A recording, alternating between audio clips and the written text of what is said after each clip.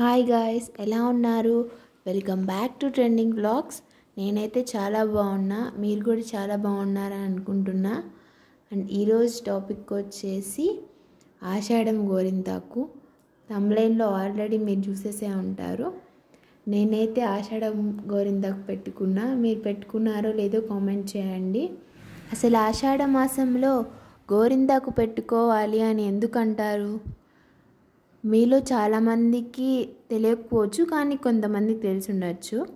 కానీ నాకైతే రీసెంట్గానే తెలిసింది.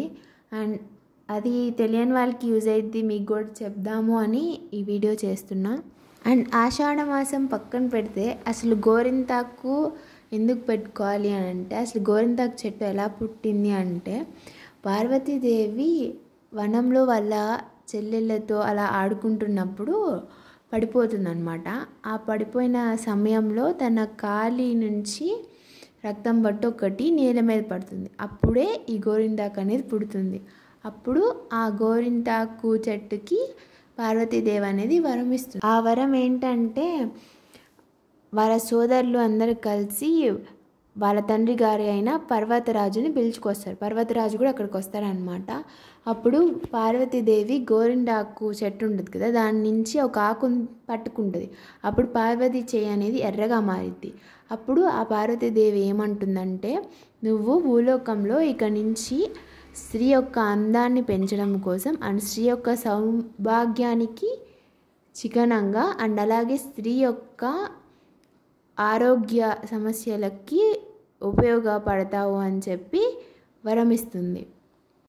అప్పటి నుంచి గోరింతాకుని మన ఆడవాళ్ళు పెట్టుకోవడం అనేది స్టార్ట్ చేశారు.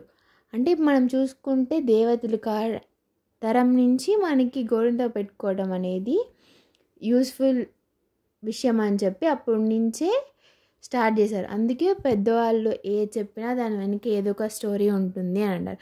అలాగే ఇప్పుడు ఆషాఢ మాసంలో గోరింతాకు స్పెసిఫిక్గా ఎందుకు పెట్టుకోవాలి అని చెప్పారు అని అంటే, ఇప్పుడు ఆషాఢ మాసం ఎప్పుడు స్టార్ట్ అవుతుంది? ఎప్పుడైతే రైనీ సీజన్ అయితే స్టార్ట్ అవుతుందో అప్పుడు ఆషాఢ మాసం కూడా స్టార్ట్ అవుతుంది. ఇప్పుడు సమ్మర్ నుంచి రైనీ సీజన్ మారింది. వర్షాలు పడుతున్నాయంటే మనకి దోమలు, ఇన్సెక్ట్స్ అవన్నీ కూడా ఎక్కువగా స్టార్ట్ అవుతాయి అన్నమాట. దానివల్ల మనకి ఇన్ఫెక్షన్స్ అనేవి వస్తాయి.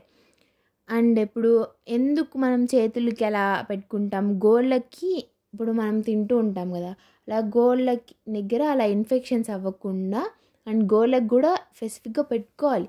కొంతమంది గోళ్ళని పెట్టుకోకుండా రిమైనింగ్ మొత్తం పెట్టుకుంటారు. సో అలా కాకుండా గోళ్ళకు కూడా పెట్టుకోవాలన్నమాట. అప్పుడే మంచిగా ఉంటుంది.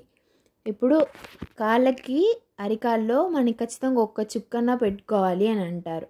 ఎందుకు అంటే, ఇప్పుడు ఆడవాళ్ళకి కాళ్ళు ఎక్కువగా పగులుతూ ఉంటాయి. అదే ఇప్పుడు గోరింతాకు పెట్టుకోవడం వల్ల ఆ పగులు అనేది తగ్గుతాయి అన్నమాట. అండ్ గోరింతాకు ఇప్పుడు పెట్టుకుంటే మీరు ఎప్పుడైనా అబ్జర్వ్ చేస్తే చల్లగా ఒక కూలింగ్ సెన్సేషన్ అనేది మనకు వస్తుంది వెంటనే. ఇప్పుడు ఆ వేడి మొత్తాన్ని ఈ గోరింతాకు అనేది లాగేస్తుంది అన్నమాట.